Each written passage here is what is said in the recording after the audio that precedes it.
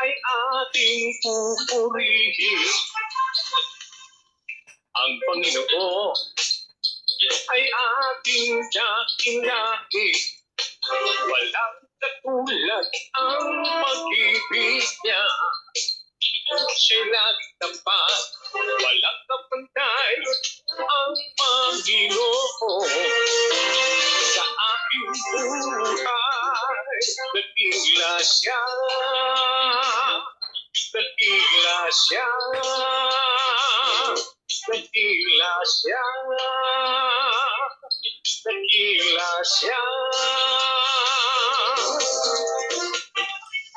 Kahit maglaho ang mundo, laging si Jesus ang sandigan ko. Nagigla siya, nagigla siya, nagigla siya, nagigla siya, nagigla siya, nagigla siya, nagigla siya, nagigla siya, nagigla siya. Hallelujah. Tuloy po tayo mga naputulog talaga.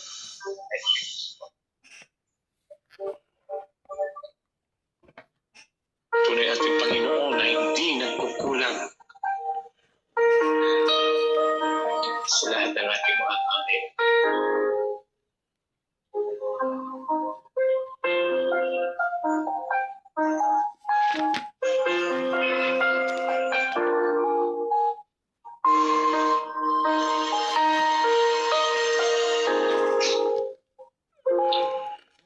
Ikaw lang ang pag-asa ko, tanging ikaw ang buhay ko, Jesus.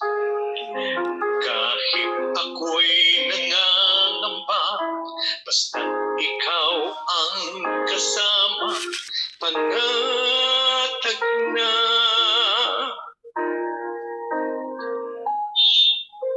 Ikaw lang ang sasambahin, paligid man ay mag-iling, Jesus.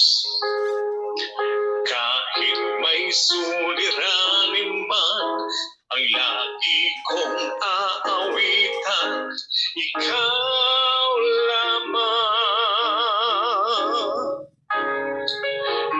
Kahit kailan di ka nagkulang, biyaya mo sa akin laging laan. Pag-ibig mo sa akin walang hanggan, inibig mo ako noon pa man. Kay sasabay, kaya't ika'y sasambahin, paligid man ay magdilim, Jesus. Kahit may suliranin man, ang lagi kong aawitan, ikaw lamang. Kahit kailan di ka nagkulang, biyaya mo sa akin laging laan. Pag-ibig mo sa akin walang hanggan, inibig mo ako noon pa man. Kahit kailan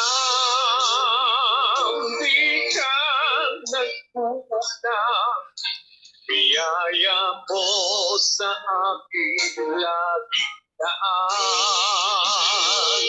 Ang pag-ibig mo sa akin walang hanggan, inibig mo ako noon mo, Papa. Panginoon, nakikilang katapat sa dalangin ko. Ako'y inibig mo kahit ako ay ganito. Walang katapusan ng pagmamahal ko. Walang pinipili ang puso ko. Laging kailangan di ka nagkulang. Biyaya mo sa akin laging laan. Ang pag-ibig mo sa akin walang hanggan. Inibig mo ko noon, Papa. Panginoon, dakila katapat sa dalangin ko. Ako'y inibig mo kahit ako ay ganito. Walang katapusan ng pagmamahal ko. Walang pinipili ang puso ko. Kahit kailan di ka nagkulang. Biyaya mo sa akin laging laan. Pag-ibig mo sa akin walang hanggan. Pinibig mo ako noon, Papa. Kahit kailan di ka nagkulang. Biyaya mo sa akin laging laan. Pag-ibig mo sa akin walang hanggan. Inibig mo ako noon, Pama. Inibig mo ako noon, Pama. Inibig mo ako noon, Pama. Sige po tayo po yung lumapit sa Panginoon sa panalangin. Open po tayo ni Ate Tess sa prayer. Okay po, let's pray. Hallelujah, dakila naming Ama, pinapasalamatan at pinupuri ka namin. Tinataas namin ang iyong pangalan, Lord God, dahil sa iyong kabutihan at katapatan sa bawat isa sa amin. Lord, samahan mo po kami sa gabi na ito, Panginoon, sa pag-aaral namin ng iyong salita, Panginoon. And we ask also, Panginoon, na linisin mo aming mga puso, Panginoon, kung mayroon kami mga bagay na naisip, nasabi at nagawa na hindi ka lugod-lugod sa iyo para maging karapat-dapat kami na tumanggap ng iyong mga salita sa gabi na ito, Lord God. Samahan mo po yung aming tagapagsalita na si Pastor Bong. Puspusin mo po siya ng iyong banal na espiritu, Lord God. At sa mga kapatiran po namin na wala pa rito ngayon, Panginoon, kayo po ang mag-remind sa kanila na mag-join ngayon sa prayer meeting namin. And also those who are still at na wala pa ngayon sa kanilang mga tangahanan, Panginoon, kayo po ang patuloy na mag-ingat sa kanila, Panginoon, hanggang sa sila makarating. And also, Lord, tinataas po namin ang buong magdamag namin sa iyong dakilang pangalan, Panginoon. Ingatan mo po kami, Lord Jesus. Salamat po at lahat ng papuri ay tinataas namin para sa iyong dakilang pangalan lamang. In the mighty name of Jesus we pray. Amen. Amen. Thank you, Ate Tess. Sige po, it's time para magpuri at magpasalamat sa Panginoon sa ginawa niya sa atin sa loob ng sa linggo. Sino po may praises?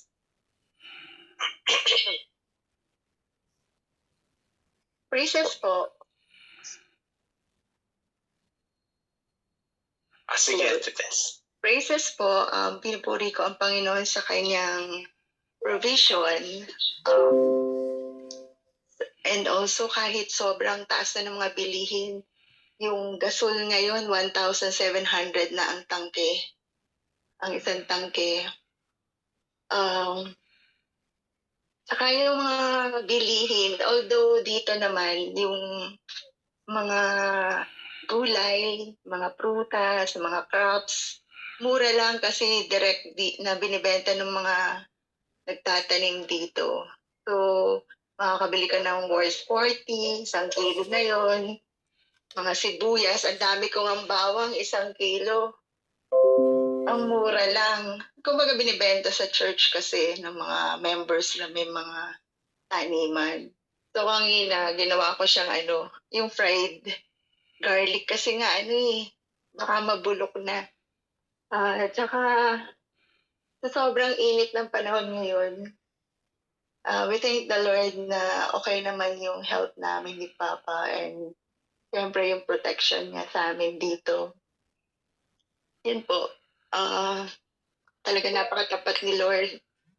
Sobra sa pag-iingat, sa provision, sa good health. Yun po. At sa mga friends din po na lagi nandito para sa amin, lagi nangungumusta. Yan po, all glory to God po. Amen. Purihin po ang Panginoon. Thank you, Ate Tess. Sa bawang, ang tip. May tip ako dyan. Ginagawa ko sa bawang, kinukuha ko lahat, dinudurog ko ng lahat sa food processor. Tapos sineseparate ko sa malilit na plastic. Ipi-freezer. Ayan, tumatagal kahit gaano matagal na matagal. Hindi mo na Basta binababad naka-freeze. sa oil? Hindi na. Nasa freezer lang. Okay. Nakamalit lang na kawan. Yan, magtatagal siya. Kaya every time magigisa ko, kuha lang sa freezer. Ganun lang. Sige po. Bye-bye po. Tip po. Sige po. Sige po. Sino po may praises? Meron pa po?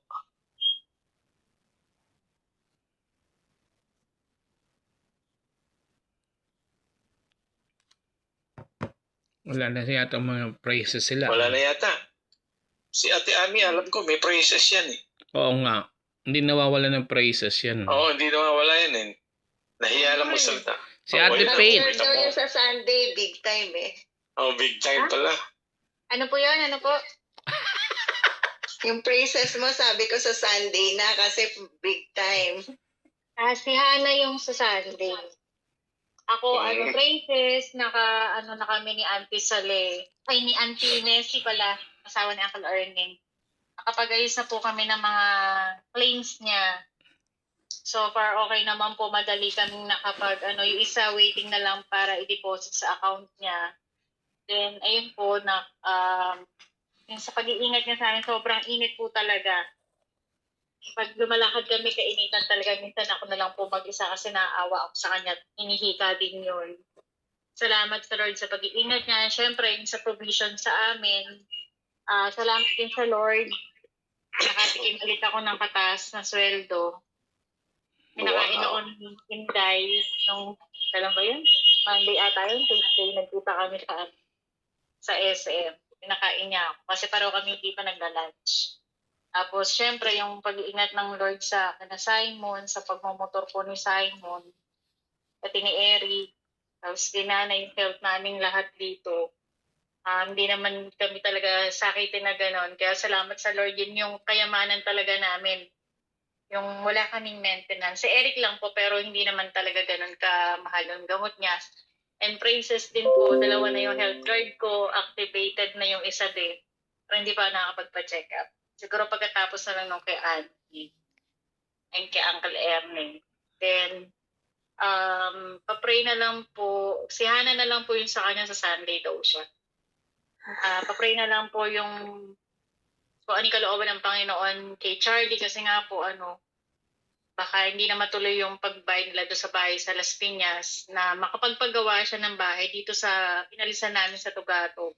And si Ferdy po, hapon ng madaling araw, malapit talaga sa flat nila yung pagbagsak ng missiles. Yung isang kasamahan po nila, yung kitchen nila, sabog talaga sa kusina nila. Nag-send siya sa amin ng video, pati yung mga pagbagsak talaga ng missiles, yung pagsabog ng dinig namin. Pray na lang po yung ingatan ng Panginoon sila, Ferdy, pati yung lahat ng nandun ng mga Pilipino. Siyempre, lahat din sila ng mga civilian. So, hindi talaga siya makauwi kasi yung iba, sagot ng gobyerno, yung iba, hindi. Kaya sabi niya, kung uuwi ako, kailangan ko ng 30,000. Sabi ko, pag-pray natin yung pangailangan mo para makauwi ka na dito. Yan po, salamat pa rin sa Panginoon. Siyempre, iniingatan pa rin po niya si Ferdy kahit na malalapit na yung talagang pagbagsak ng missiles dun sa flat nila. Kaya alam ko naman po na hindi naman siya papabayaan ng Panginoon at yung pag-iingat ay lagi nasa kanya. Alam natin na kapag nanalig ka, ang Panginoon ang tumutulong. Kaya yun po, maraming salamat din po sa inyo at sa mga leaders po na patuloy na nag-guide sa akin. Sa Panginoon po ang lahat ng papuri. Amen. Thank you, Ate Ami. Sige po, meron pa po bang praises? Ako, praises. Unang-una, praises ako kasi may tanim akong patola. Ilang beses na ako nakaani. So, pag sabi ko para tipid, pag may nakita akong bunga na 2 pirasong malalaki na, ginigisa ko minsan sa sa tokwa eh. Kasi katumbas naman nun protein eh. So, tapos kahapon, sabi ko, ang dami ko ng gabi sa bakuran ko. Maglaing kaya ako. Yun ang niluto ko kanina ng tanghali. Nagpatulong ako kay Janet magbalat at maghimay ng mga gabi. Ang dami din na naluto. Ang nakakatuwa din sa market, dahil marami akong naging kaibigan sa market, nakakatawad ako ng mga bilihin. Nakakuha ko ng discount lagi sa kanila. Kumukha ng nyog. Pag binili mo yung nyog na gagataan na 40 pesos. Doon sa kaibigan ko sa palengke, 20 ang presyo. Natawaran ko pa, naging 15 pa. Sabi ko, sige, ako na maggagata. Sabi ko, doon ko na ipagata kay Banji, doon sa suki ko. Natawaran ko rin yung pagpapagata, pagkayod, tsaka nakakatuwa dahil to be honest, nag-ano din ako ngayon, medyo yung aking budget dahil may mga binabayaran ako sa credit card at ang Panginoon naman ang lagi nagpo-provide. Huwag lang tayong tiwala lang sa Panginoon kasi may kanya-kanya tayong timing para sa Panginoon. So, yun lang. Tsaka yung protection niya sa akin dito sa bahay, prayer ko nga yung aking tenant, sana makipag-communicate na uli siya. So, yun lang po. Amen. Thank you, Kuya Bong. Sige po, sino pa po may praises? Meron pa po ba? Okay, kung wala na po, tayo po'y dumako na sa pag-aaral ng salita ng Panginoon. Pa-play na lang, Pastor tayo Beng. sa pag-aaral ni Pastor Bong. Pa-play na lang, Pastor Beng. Jeremiah 38.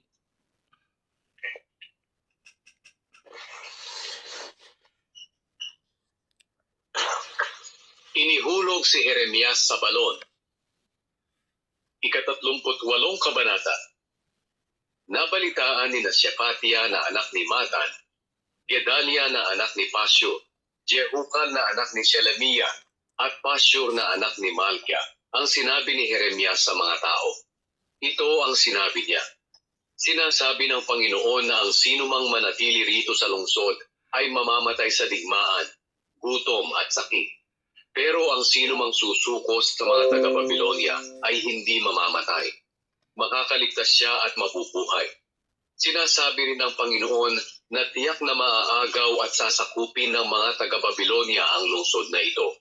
Kaya sinabi ng mga pinunong iyon sa hari, kinakailangang patayin ang taong ito dahil pinahihina niya ang loob ng mga sundalong natitira, pati ang mga mamamayan dahil sa mga sinasabi niya sa kanila. Hindi siya naghahangad ng kabutihan para sa mga tao, kundi ang kapahamakan nila. Sumagot si Haring Zedekiah, ibibigay ko siya sa inyo. Gawin niyo sa kanya ang ibig ninyo. Kaya kinuha nila si Jeremias sa kulungan at ibinaba nila sa balon na nasa higpilan ng mga gwardya. Ang balon na ito ay pag-aari ni Malkia na anak ng hari. Walang tubig ang balon, pero may puti, at halos lumubog doon si Jeremias. Ngunit nang nabalitaan ito ni Ebed-Melech na taga-Ethiopia na isa ring pinuno sa palasyo, pinuntahan niya ang hari sa palasyo. Nakaupo noon ang hari sa pintuan ni Benjamin. Sinabi niya sa hari, "Mahal na hari, masama po ang ginawa ng mga taong iyon kay Jeremias. Inihulog nila siya sa balon at tiyak na mamamatay siya doon sa gutom. Dahil halos mauubos na po ang tinapay sa buong lungsod." Kaya sinabi ni Haring Zedekiah sa kanya, "Magsama ka ng 30 lalaki mula sa mga tao ko, at kunin niyo si Jeremias sa balon bago pa siya mamatay." Kaya isinama ni Ebed-Melech ang mga tao at pumunta sila sa bodega ng palasyo at kumuha ng mga basahan, lumang damit at lubid, at ibinaba nila kay Jeremias ang mga ito roon sa balon. Sinabi ni Ebed-Melech kay Jeremias, "Isapin mo ang mga basahan at lumang damit sa kilikili mo para hindi ka masaktan ng lubid." At ito nga ang ginawa ni Jeremias. Pagkatapos, iniahon nila siya mula sa loob ng balon at ibinalik sa himpilan ng mga gwardya ng palasyo. Muling ipinatawag ni Haring Zedekiah si Jeremias. Muling ipinatawag ni Haring Zedekiah si Jeremias doon sa pangatlong pintuan ng templo ng Panginoon. Sinabi ni Zedekiah kay Jeremias, "May itatanong ako sa iyo, at nais kong sabihin mo sa akin ang totoo." Sinabi ni Jeremias kay Zedekiah, "Kapag sinabi ko po sa inyo ang katotohanan, ipapapatay niyo pa rin ako. At kahit napayuhan ko po kayo, hindi rin po kayo maniniwala sa akin." Pero lihim na sumumpa si Haring Zedekiah kay Jeremias. Sinabi niya, "Sumusumpa ako sa buhay na Panginoon, na siya ring nagbigay ng buhay sa atin, na hindi kita papatayin o ibibigay sa mga nais pumatay sa iyo." Sinabi ni Jeremias kay Zedekiah, "Ito ang sinabi ng Panginoong Diyos na makapangyarihan, ang Diyos ng Israel. Kung susuko po kayo sa mga pinuno ng hari ng Babylonia, maliligtas po ang buhay niyo, at hindi po nila susunugin ang lungsod na ito. Kayo po at ang sambahayan niyo ay mabubuhay. Pero kung hindi po kayo susuko, ibibigay ang lungsod na ito sa mga taga-Babylonia, at ito po ay kanilang susunugin at hindi po kayo makakatakas sa kanila." Sinabi ni Haring Zedekiah, "Natatakot ako sa mga Hudyong kumakampi sa mga taga-Babylonia. Baka ibigay ako ng mga taga-Babylonia sa kanila at saktan nila ako." Sinabi ni Jeremias, "Hindi po kayo ibibigay sa kanila kung susundin niyo lang ang Panginoon. Maliligtas po ang buhay niyo at walang anumang mangyayari sa inyo. Pero kung hindi po kayo susuko, ito naman ang sinabi sa akin ng Panginoon na mangyayari sa inyo. Ang lahat ng babaeng naiwan sa palasyo niyo ay dadalhin ng mga pinuno ng hari sa Babylonia, at sasabihin sa inyo ng mga babaeng ito, 'Niloko po kayo ng mga matalik niyong kaibigan, at ngayon na nakalubog po sa putik ang mga paa niyo, iniwan nila kayo.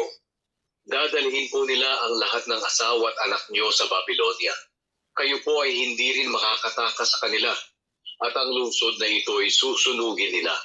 Pagkatapos, sinabi ni Zedekiah kay Jeremias, "Huwag mong sasabihin kanino man ang napag-usapan natin para hindi ka mamatay.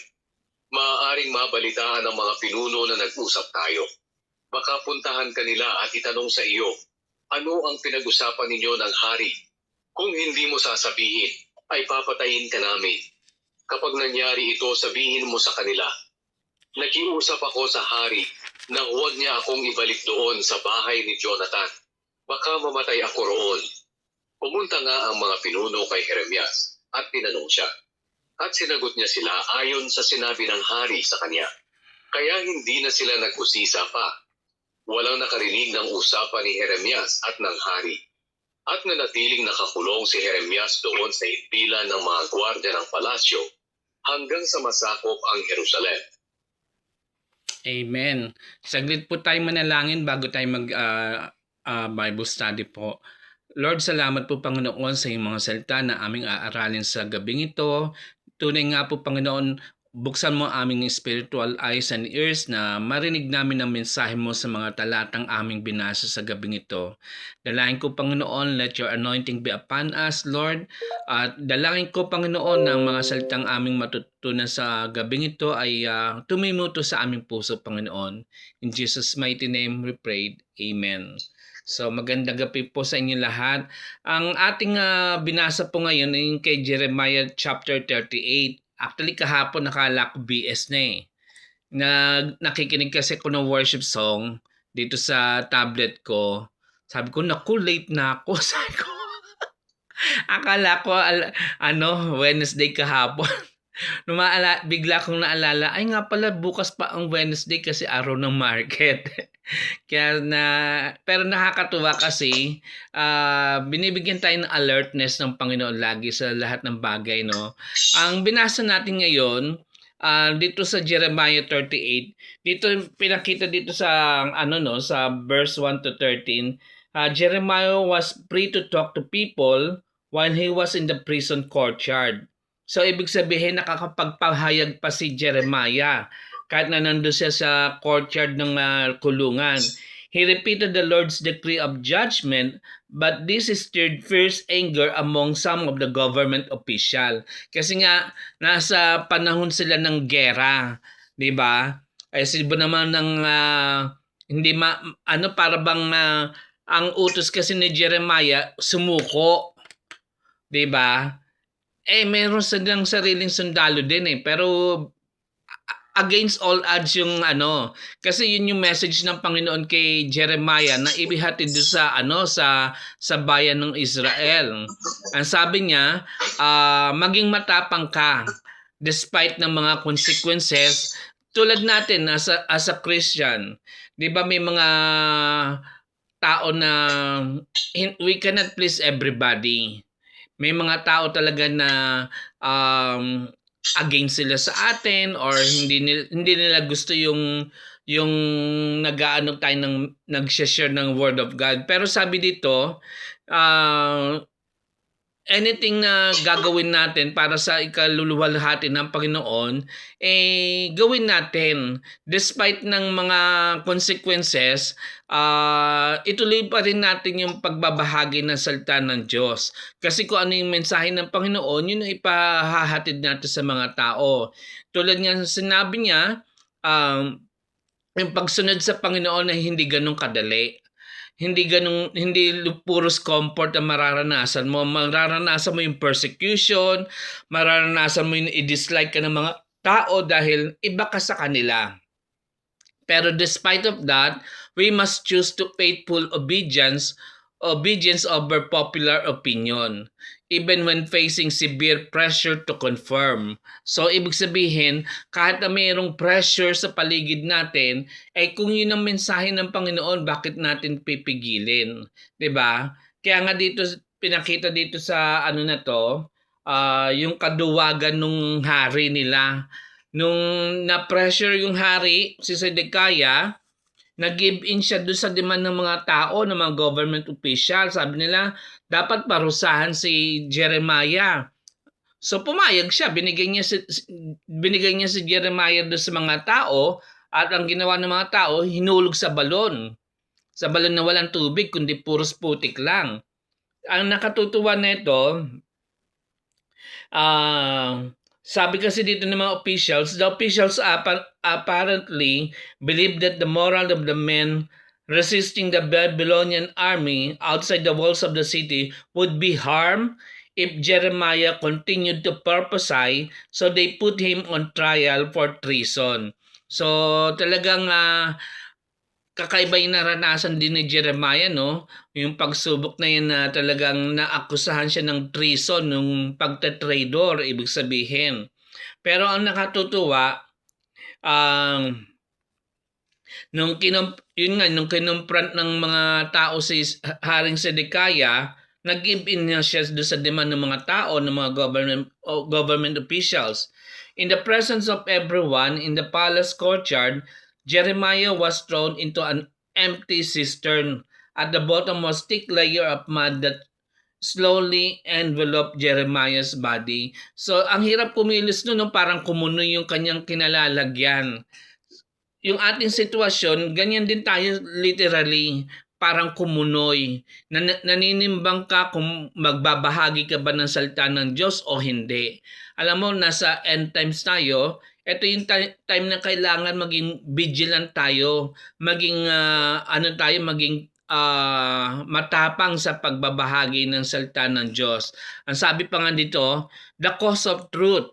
Jeremiah's message was unpopular, sabi nga doon. He commanded surrender to the Babylonians to survive. Kasi nga, yan ang utos ng Panginoon isuko. Ano ba sa ating buhay, ano ba yung mga bagay na hindi natin sinusuko sa Panginoon? Marami tayong mga bagay na hindi natin na isusuko sa Panginoon despite na Kristiyano na tayo Mga bagay na nakasisira to, nakakahinder sa paglago nating spiritual. Sabi dito, we must speak God's word accurately even when it contradicts the surrounding culture's desire for false security. Totoo yung sinasabi ng hindi porke malakas ka, yung mga nasa opposition, secured sila sa ginagawa nila. Pero kung ito'y labag sa Panginoon, hindi sila magtatagal kasi merong panahon niya na ibibigay sa kanila, i-judge sila ng Panginoon. Tunay nga na sabi dito no, may nagligtas sa kanya, yung utopian na sabi dito, the utopian Jeremiah's rescuer was not from Judah. He was foreigner who dared to defy the other officials. Actually, yung utopian na to na kay Jeremiah, empleyado din siya sa palace. Kaya nakakapunta siya kaagad sa hari direkta. Kumbaga maaring kanang kamay siya or advisor ng hari, at nung makita niya yung katayuan ni Jeremiah na nalugmok dun sa balon, pinadala ng Panginoon tong utopian na officer na to na nagtatrabaho sa palasyo. Katulad natin, lahat tayo ay lugmok sa kasalanan, pero pinadala ng Panginoon ng kanyang bugtong na anak upang tayo ay magkaroon ng katubusan. So, sabi dito, the rescue party included 30 men, perhaps indicating that Zedekiah felt the need to keep his officials from attacking it.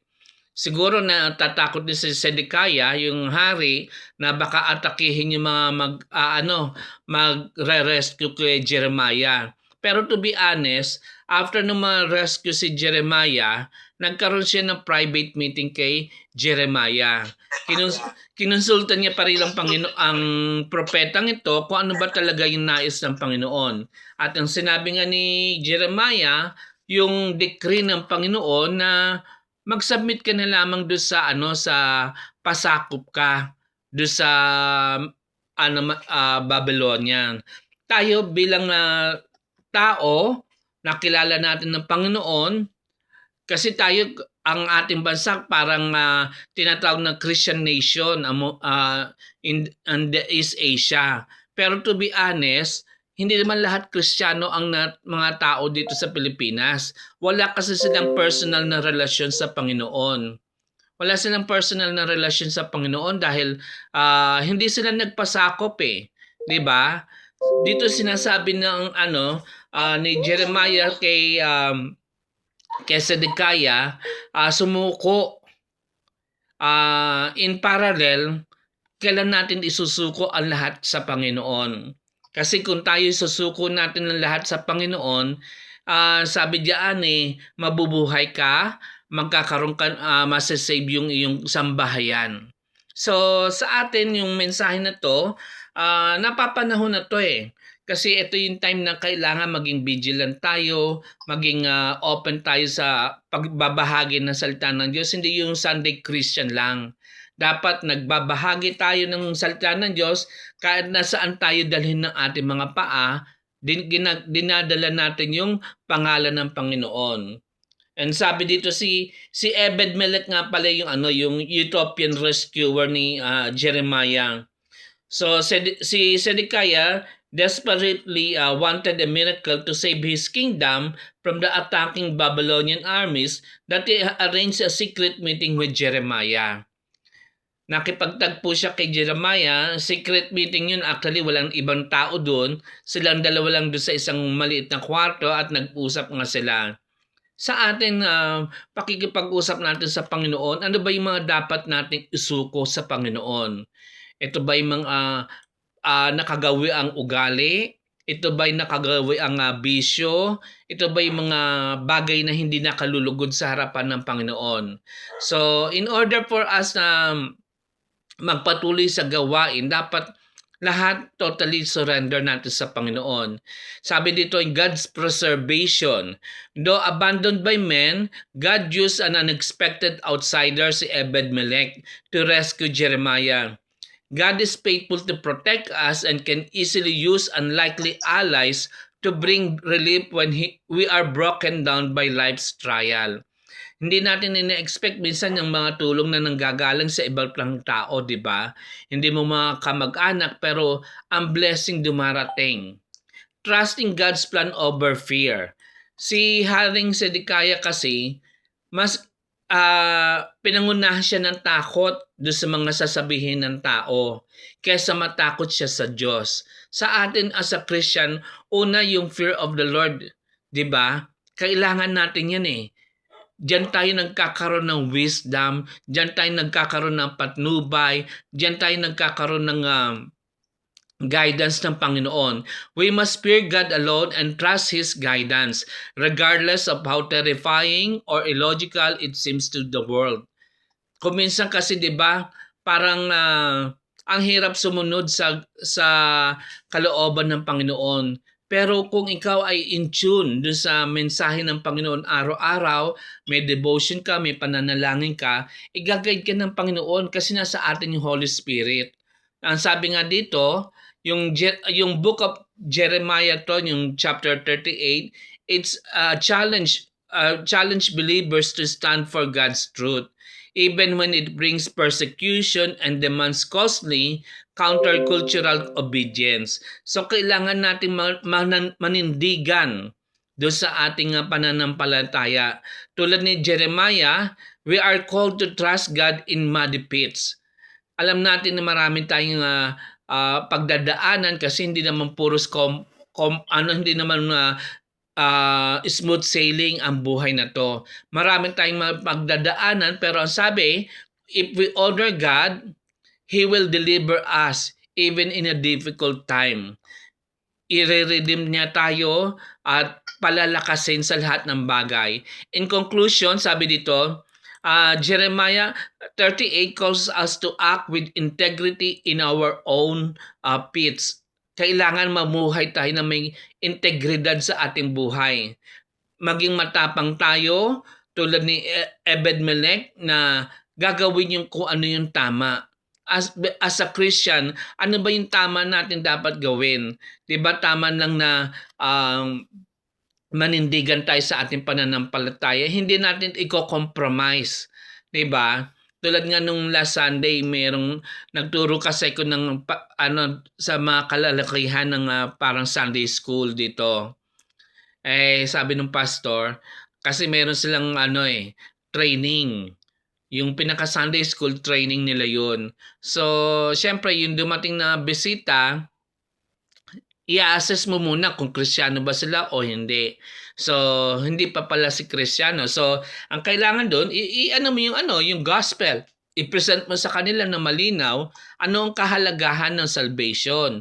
Ano ang kahalagahan ng tradition ba ng dapat paniwalaan, religion ba? Hindi, di ba? Ang salvation, nakakamit natin to sa pamamagitan ng paglalagak ng ating pananampalataya sa Panginoong Hesus. Yun ang diniscuss ko doon sa 4 na guest nung last Sunday. So nakakatuwa dahil kahit na paano nagagamit tayo kahit saan tayo. At tunay nga na yung last Saturday din na wala sila, yung isang Saturday na wala sila Pastor Mel, bagamat biglaan yung pagtuturo sa mga youth sa Kaganhaw, talagang nakakatuwa dahil yung mga kabataan doon, talagang umaattend sila, pati yung isang tatay, yung Josedrick, yung tatay yun ay yung anak pala yung Josedrick, yung tatay yung Lubelito. So, nakakatuwa dahil nandun yung eagerness niya matuto ng salita ng Diyos. Kaya habang may pagkakataon, ibahagi natin yung salita ng Diyos. Yung ang inuwi kong Bible nung last, kailan ba yun? Tumuwas ako ng Manila, Biyernes, nung Friday, 20 na Bible, ubos ka agad lahat yun. Nakapagbigay ako sa Azure, nakapamigay ako sa palengke, sa mga kaibigan ko. So nakakatuwa dahil yung opportunity na meron tayong mga Bible na pamimigay, ibahagi natin to. I-explain lang natin sa kanila kung anong kahalagahan nito. So yun lamang po, magandang gabi po sa inyo lahat. God bless you all po. Amen. Thank you, Kuya Bong. Si Pastor Mel, baka meron siyang idadagdag. Laki ng Bible ko. Ang kapal nito, oh. Pastor Mel, nakamute ka pa. Ayun. Amen. Sige. Hindi, may tumawag lang kanina yung coach ko daw nagmaharang sa baba. Sabi ko, mamaya na lang. Pero, sige po, maganda po yung lesson natin, no? So, medyo lang, Kuya Bong, yung audio mo, talagang nakaganon ako sa hina. Mahina ba? Improve lang yung audio, Kuya Bong, para marinig namin ng malakas. Nilakasan ko lang nga lang yung speaker ko. Kasi sa cellphone lang ako, hindi ako sa sa tablet. Kasi 'di ba doon sa tablet may tik-tik? Gagano mo talaga, oh. Okay. Next time, natin improve yung audio natin. Sige po. Ang magandang lesson po 'yun, no. Talagang ang daming kayamanan. Nakita niyo po yung mga treasures. Alam niyo po, pag nag-aaral tayo ng salita ng Diyos, naghahanap tayo ng treasures. Amen po ba doon? Amen. One of the treasures na nakita ko po doon, no? Alam niyo po si Judah, 'di ba? One of the di ba? One of the tribes, no? Ang salita ng Diyos sa kanya, may invitation sa kanya, no? May invitation sa line ng Judah. Ano yung invitations during that nang pasakop sila?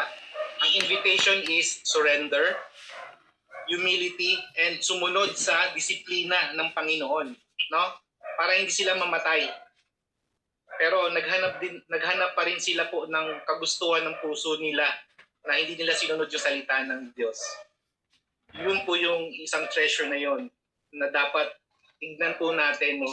Na yung pagsuway po sa salita ng Diyos ay nagdudulot po yun ng kapahamakan. Amen po doon? Warning yun, no? Warning. May warning doon. No? Pag hindi ka talaga sumunod sa salita ng Diyos, meron talaga yung kapahamakan na mangyayari. So, yun po. Isa yun sa treasures. And another treasures po, nakita po natin yung similarity kay Christ. Yun ang pinakamahalaga po, no? That's why this Holy Week po na darating, no? Yung Holy Week, no? The Lord invite us to have reflections po sa atin, no? Sa sarili natin, sa family natin. Lord, talagang napakabuti mo, no? Kasi ginawa po yun ni Jesus para sa atin. Ano po yung similarity? Yung kaninang dinidiscuss ni Kuya Bong, si Jeremiah, di ba? Pilit na may rejection po ng mga pinuno, no? Ng mga pinuno is the same Christ na si Jesus din ay reject din po siya ng mga pinuno natin, ng pinuno during his time. So may similarity sila, no? So yung pagka-similarity ni Jeremiah at ni Christ during their time. So nakita po natin doon na si Jesus din pala ganun na nangyari, no? So ang galing, ang ganda ng treasures ng Lord na pinakita sa atin na talaga, Lord, ito po yung pananampalataya na iniwan mo sa amin, no? Sa iniwan niya sa atin na wag po natin yung ipagpapalit, no? Kaya nga sometimes, no, dahil nga doon sa end times na tayo ha. End times na po tayo, no? Marami pong mga Kristiyano, no? Kahit ako po, hindi po ako magbabanggit ng pangalan ha. Nasabi ko sa mga kakilala ko, huwag kang manungulunya talaga. Huwag kang mag-adultery talaga. Ayaw ng Panginoon yan, no? Pero hindi pa rin nakikinig. No? Wala po ako sinasabing pangalan na, no? Wala po ako sinasabing pangalan. Kasi ang salita ng Diyos, sabi doon, pag ang tao ay nangalunya, nag-adultery, it is shortcut to death. Talagang kapahamakan talaga ang wala pong kapayapaan sa kasalanan. Kaya yun po yung treasure sa atin, no? Sumunod po tayo sa salita ng Diyos. Amen po ba doon? Amen. Yan ha, is a reflection po yan, no? Darating na Holy Week na to is invitation for us doon na mag-reflect po tayo itong this Holy Week, coming this Holy Week. Ngayon po, last treasures, no? Last treasures na po. Yung victory ng kung sino po ba ang tunay ng victory? Yun po ba yung mga military strategy, no? Yun po ba yung mga may magagandang strategiya sa gera, no? Ano po ba, sino ba yung tunay na panalo, no? Kung i-compare natin sa panahon natin ngayon, di ba? Puro gera naririnig natin sa Middle East, no? Sino ba ang tunay na panalo diyan? Ang US ba? Iran, no? No? Actually, wala pong tunay na panalo sa kanila. Ano po ang tunay na panalo? Ang tunay po na panalo ay based doon sa spiritual. Ano po yun? Yung pagsunod na naman sa salita ng Diyos. Amen. No? Yun po yung true victory na buhay po natin. So all ay sumusunod po tayo sa salita ng Diyos. Yun po yung victory natin. No? So alam ko naman po, wala pa pong perfecto. Ha? We're all working progress. Amen doon? Amen? Amen. We're all working progress, changing the Lord our heart day by day. No? Binabago po yung puso natin hanggat ma-align po yung puso natin sa salita ng Diyos at tayo po ay perfectly makasunod sa kanyang kalooban. No? So, give grace to the others. No? Kung hindi po sila makasunod sa salita ng Diyos, give grace to the others. Bigay natin yung biyaya ng Panginoon. Let them yung journey nila sa Panginoon. At tayo po ay mag-aalalay sa kanila doon sa mga kapatiran natin na talagang humihiwalay talaga sa Panginoon. Pero nandun pa rin po yung ating pagmamahal sa kanila na ibahagi pa rin natin yung pagmamahal sa kanila pero we will not tolerate yung kanilang ginagawa. Amen po ba doon? Amen. Mahal natin yung kapatiran natin, no? Pero ang ayaw lang natin yung kasalanan nila. Hindi, yun yung naririnig, yung lagi natin naririnig, di ba? So we love, mahal natin yung kapatiran natin, pero ang ayaw natin doon ay yung kasalanan na ginagawa nila, which is hindi po natin yung ito-tolerate, yung mga ganong gawain, di ba? So, sa panahon natin ngayon, ang true treasures talaga natin, no? Hindi po yung kayamanan dito sa lupa. Amen. Discover na po natin yan. Binigay na po yan ng Holy Spirit sa atin at ni-reveal na po yan. Ang talagang treasure po natin ng salita ng Diyos. Amen doon? Amen. Ingatan po natin yun ha. Ingatan natin. Kasi bakit? Kasi once na tayo po kasi yung tayo po yung tawag doon, yung representative ni Christ. Amen doon.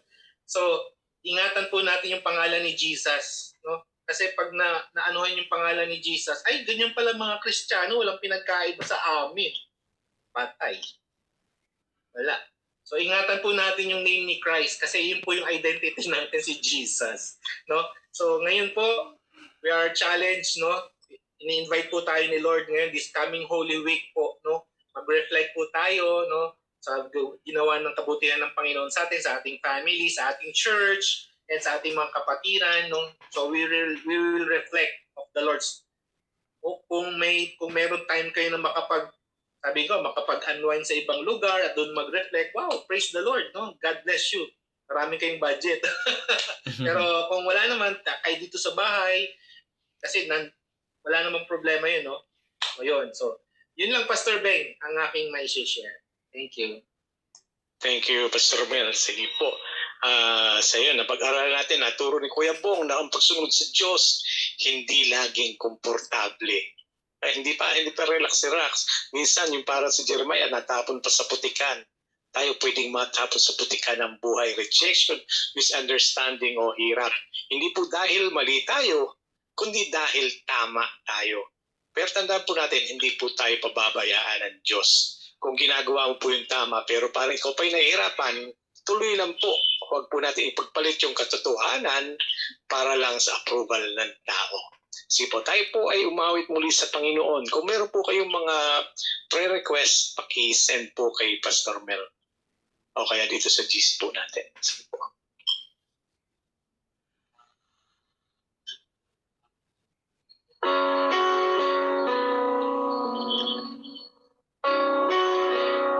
Awitin po natin, salamat Panginoon.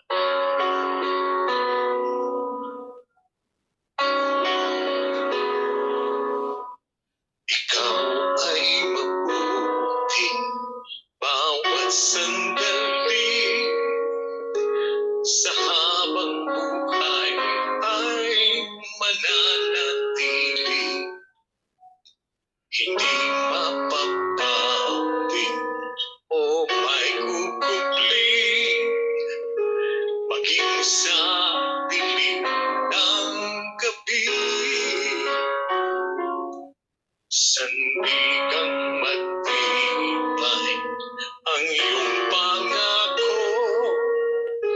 lakas at pag-asa ng aking puso, hindi na mabilang pagkakataon, patunay ng katapatan mo, sa dalamhati at sa kabiguan, sa pagluha ng puso na sugatan, sa pagsubok na iyong pinahintulutan. Salamat Panginoon sa katugunan sa aking dalangin, sa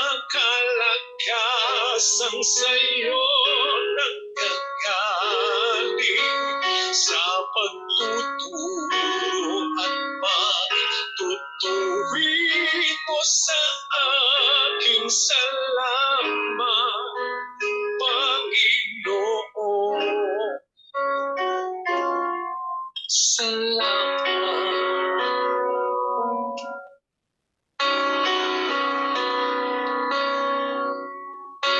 Sa pagpili natin, ikaw ay mabuti.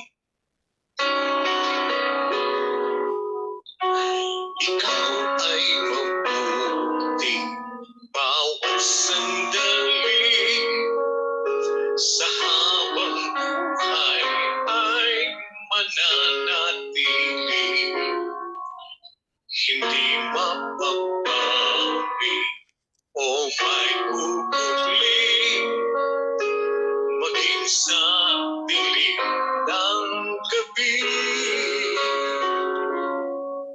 Sandigang matibay ang iyong pangako, lakas at pag-asa ng aking puso, hindi na mabilang pagkakataon, patunay ng katapatan mo, sa dalamhati at sa kabiguan, sa pagluha ng puso na sugatan, sa pagsubok na iyong pinahintulutan. Salamat Panginoon sa katugunan sa aking dalangin, sa kalakasan sa'yo nagkagaling, sa pagtuturo at pagtutuwid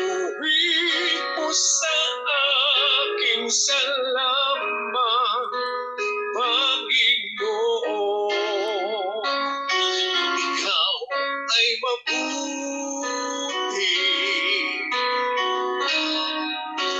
Ikaw ay tapat,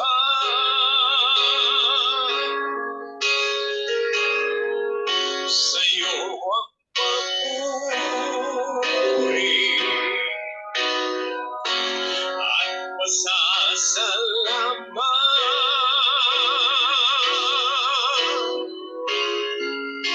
Ikaw ay mabuti, ikaw ay tapat,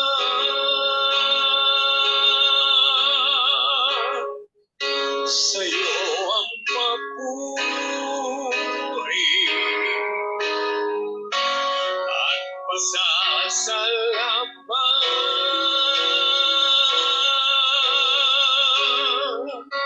Sa dalamhati at sa kabiguan, sa pagluha ng pusong nasugatan, sa pagsubok na iyong pinahihintulutan. Salamat, Panginoon, sa katugunan sa aking dalangin, sa kalagasang sa'yo nagkagaling, sa pagtuturo at pagtutuwid mo sa aming salamat, Panginoon. Salamat.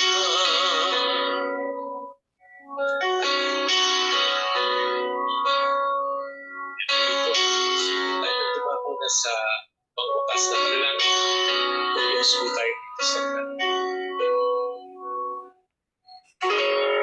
Amen. Sige po, tayo po muli magpasalamat sa Panginoon and we offer po sa Kanya muli ang linggong ito na darating as we reflect on the Lord's goodness when the Lord sacrificed, in-offer niya po yung buhay niya para sa atin. Let's come to the Lord with a word of prayer. Dear loving Father, salamat po sa gabing ito na muli kami nagsama-sama, nag-aral ng salita, Panginoon, at nagpuri sa Espiritu at katotohanan. Lord, we thank you for a great privilege, Lord, na pinagkatiwala mo sa amin. Marami pong salamat, Panginoon, sa iyong Holy Scriptures na binahagi ni Pastor Bong, Panginoon. Lord, na tunay nga po, Panginoon, ng iyong salita ay buhay na aming napapag-aralan, Panginoon. There's so much treasures in your word, Panginoon. Lord, salamat po for the continuous revelation of the Holy Spirit that continue to give us, Lord, a mentor in your word, Panginoon. Lord, salamat, Panginoon, sa iyong mga reminders sa amin, sa mga paalaala, Panginoon, that anyone who will disobey, Panginoon, you will be punished, Panginoon, at didisiplinahin mo. But for those who are continue obeying your word, for those who are faithfully doing their job, Panginoon, alam namin, Panginoon, ang iyong pagpapala ay sumasa kanila, Panginoon, at sumasa amin. Lord, salamat po, Panginoon, dahil ang iyong salita nakafocus lagi sa aming Panginoong Jesus. Siya po ang sentro ng mensahe ng gabing ito, Panginoon. Salamat, Panginoon, na pinakita mo yung tunay mong pag-ibig sa amin, our Heavenly Father, through your Son Jesus, na ibinigay niya po ang kanyang buhay in the cross of Calvary so that may we be all forgiven for sa aming mga kasalanan and given the right to become a children of God. Lord, we thank you for a great privilege, Lord, na ibinigay mo sa bawat isa sa amin at hindi aksidente, Panginoon, na pag-aralan namin to because muli we will remember your sacrifice on the cross this coming Holy Week. Lord, I pray that you will bless this Holy Week, Panginoon, sa bawat family ng Acts 2:42. May we refresh us, Lord, in your presence. May we rest in your presence, Panginoon, at magkaroon kami lagi ng kapayapaan sa iyong presensya. Maraming salamat, Panginoon.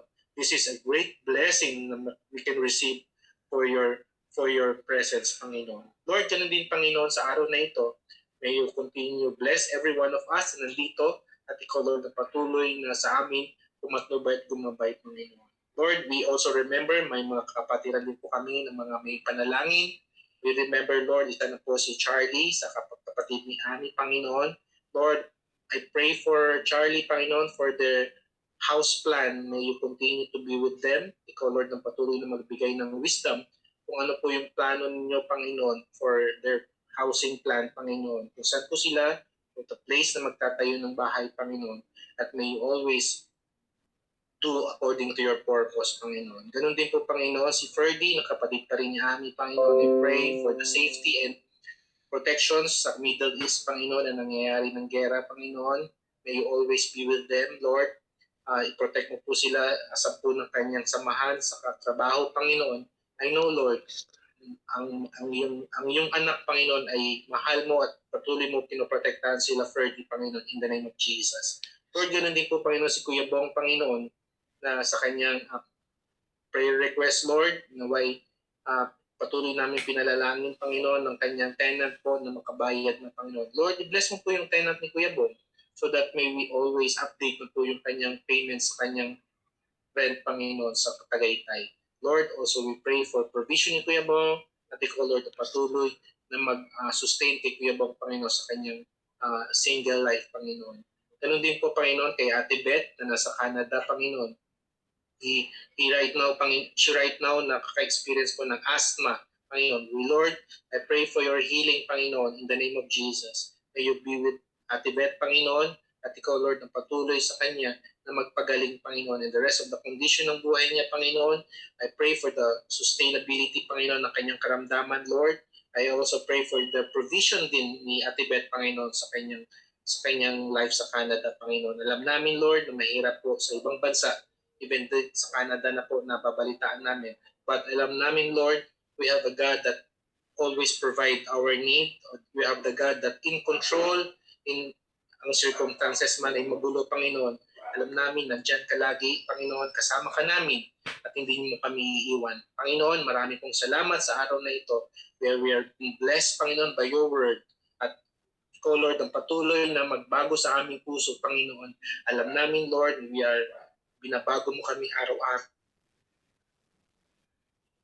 Lord, ang padalangin namin, Panginoon, patuloy po kami sumunod sa iyong kalooban, Panginoon, and we give you the authority, Panginoon, kung kami ay lumalayo sa iyong kalooban, Panginoon. Huwag mo pong ipahintulot ito, Panginoon, kundi pagkos lagi mo kami idalhin lagi sa iyong presensya, Lord. Salamat po sa araw na ito. Bless every one of us, Lord, na nakikinig, naka-attend ng Bible study, Panginoon. May you be with them, Lord, at samahan mo kami, Panginoon, for this Holy Week. At ikaw, Lord, na patuloy namin sambahin sa Espiritu at katotohanan. Dismiss us, Father, with your mercy and your grace. Salamat po, Panginoon, as we give up all the praises and glory. In Jesus' name we pray. Amen. Amen. Thank you po. Good evening po. Amen. Magandang gabi po. Good Good evening. night po sa lahat. God bless you all. Hello po, Tatay Mario. Good evening po. Yes, Tatay Mario. Hi, lahat. Kumusta po? Tatay Mario. See you on Sunday at Tatay Mario. Wow. Bye. Wow. See you po lahat.